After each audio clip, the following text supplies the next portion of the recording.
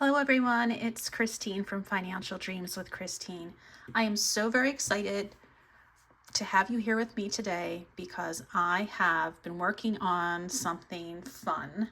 I am releasing my first box type challenge, and it's all inspired by Lord of the Rings, a little bit of Harry Potter, World of Warcraft, and if you went way back when the genre of fantasy role-playing video games kind of started, Asheron's Call, which was my jam.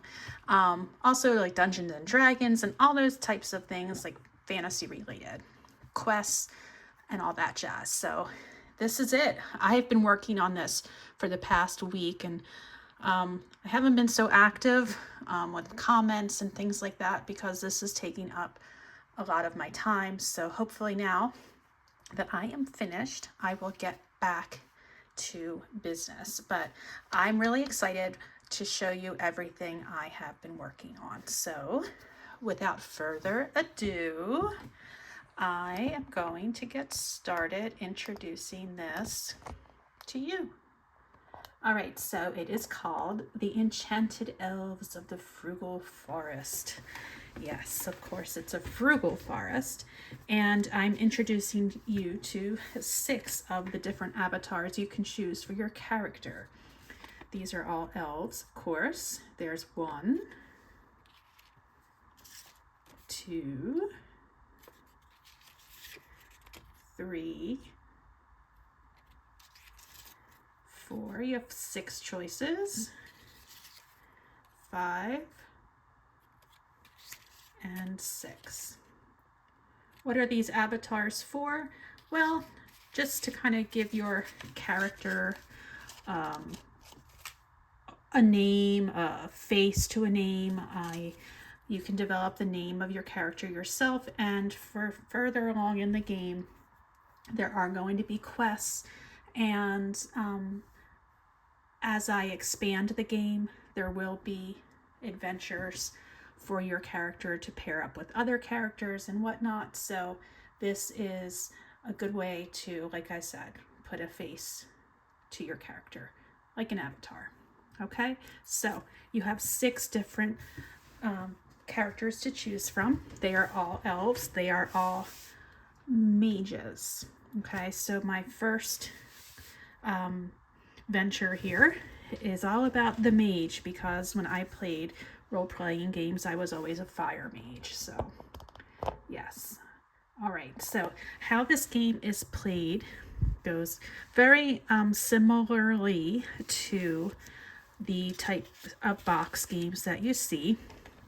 We have the dashboard, Enchanted Elves of the Frugal Forest, and then we have a dashboard, and the dashboard tells you the different savings challenges or trackers that you have. We have mage training, mage armor, companions, spell components, spell research, and enemies. And if you complete all of these savings challenges, you can save $335. And bonus savings are quests. How much can you earn on quests? Well, it all depends on the dice. So that's why it says question mark, question mark, question mark, and same with the total. We don't know how much you'll save because it's the dice that will determine that, or you, because like any savings challenges or anything like that, you can adapt it the way you want. If the numbers are too high for your savings, you can cut them in half. You can totally change the amounts. So it's all as you see fit. Okay, so the first tracker here is mage training. Here you'll find out what you need to do or learn to become a mage. And as you pick a card from the playing card pile,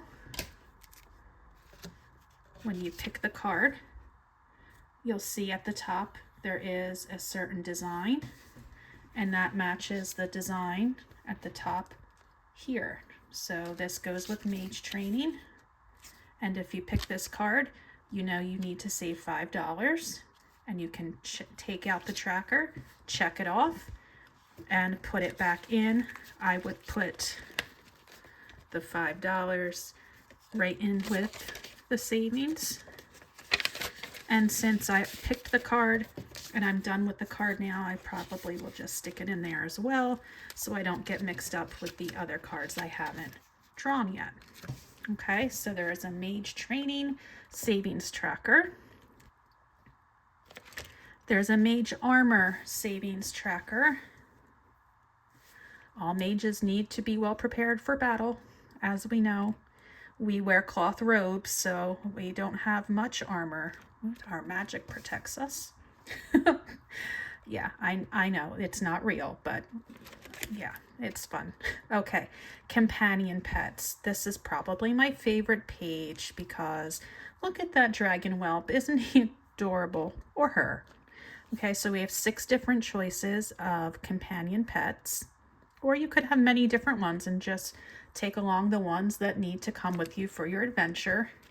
Here are the paw prints at the top that denote what matches with the cards. So here you go. The card has that same little series of paw prints, and so that can take you right to the companions.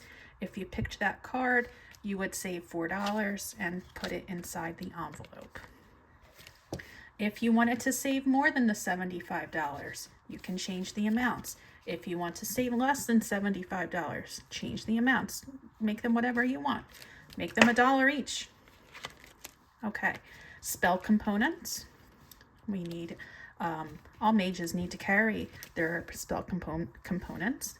So here are some that are ones that I've seen in video games. I am not a real wizard, so this is just from what I am finding out when I play. So here is the symbol for spell components. Spell research. This is my favorite spell, invisibility. Look at that. There's nothing there. Okay, so this is save $30. We've got Firebolt, Time Warp, which was one of my favorite spells when I played World of Warcraft, because things just got really crazy in some battles, and you would click on Time Warp, and then wow, things would change. All right, we have invisibility, teleport. Polymorph is when you turn someone or something into something else. And blizzard, when frost rains down from above. Okay, well, we have our enemies here: orcs, trolls, goblins, undead, gnolls, and ogres. And then we have the quest page. Now in this is the envelope, or the dashboard for the envelope, and there are 10 quests. Okay, you can play this simultaneously, or you can save it for when you complete the others, however you want to do it. The quests are meant to go in order. There are 10 quests, but every quest has like a storyline, and then at the end there's usually some type of reward, and you have to roll a die.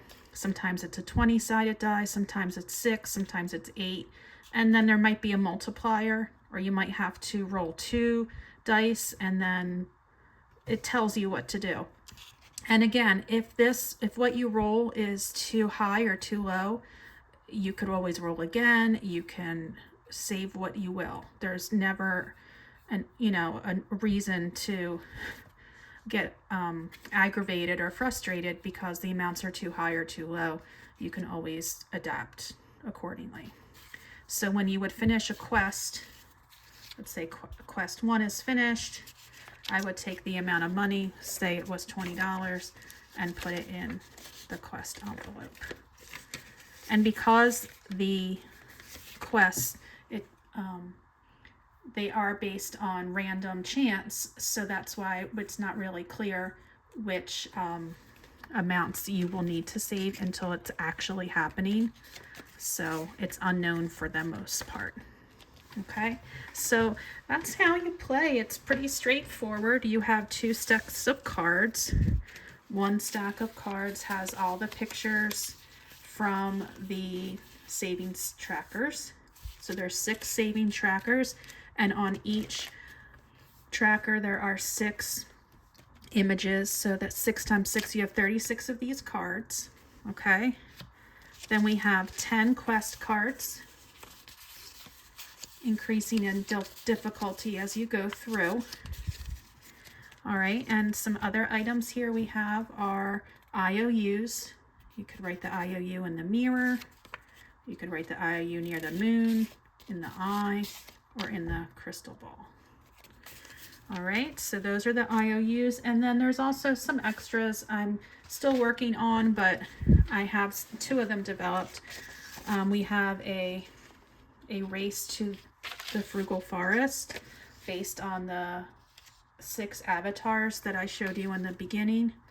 So as you roll, you can color in, and then the first one to the forest will, it depends how you want to save. You might want to add up every single one. You might want to count each die as one. This game can have many variations for how you save, so don't let it limit you, or don't let it worry you if you are afraid it's going to be too expensive. All these can be adapted. And then finally, I have this little magic potion savings challenge. You can give each potion a certain amount, this could be like a mini, or like something like that. You could do a roll and save instead if you didn't want to give every potion a certain amount. So again, adaptable. Now, as we go along and time transpires, I do plan on adding different characters to our adventure here. So the first is the mage, and like I said, I gave you 6 different avatars. After the mage, the other character I'm most familiar with is an archer. So yeah, I'm sounding like such a geek here, but I always loved ranged better than melee or like priests, because you just had a little bit of distance between you and the enemy. So when I played, I had several different names for my characters. One was Amelia. She was my favorite. Then I had Irenka, and I also had my very first character I ever played was named Organa, which was Princess Leia's last name. So I'm like, Organa, I'm going to name my... Okay, so anyhow, my geekiness is coming through, and you'll just have to go along with it. So anyhow, if you find a picture that most relates to you, or that you're drawn to, and you want to give your mage a name, why not? That would be fun. So all of this is included in the download. It is going to come as a PDF, so you will get your 6 avatars, your 36 playing cards, your 10 quest cards, 4 IOUs, 2 bonus challenges, a dashboard, a table of contents, 6 trackers, and a quest dashboard. So that's all included, and I am going to be putting this up on my Etsy shop if it's not already there. I just kind of finished this and finished cutting everything out, so I'm really excited to get this video up and then to go ahead and upload it to my store. So I hope you enjoy this. I know there's a bunch of you out there who are fantasy fans. I know Sarah from Simply Sarah Saves used to play World of Warcraft, and we've talked about that before. So I'm hoping that this is right up her alley. But for all you girl gamers out there, or just fans of the genre, I hope you check this out and enjoy, because I know I enjoy making it, so I hope that you enjoy playing it. So anyway, that is my tutorial. If you have any questions about it, let me know, and I'll get back to you as soon as I can. All right, so take care and happy savings. Bye.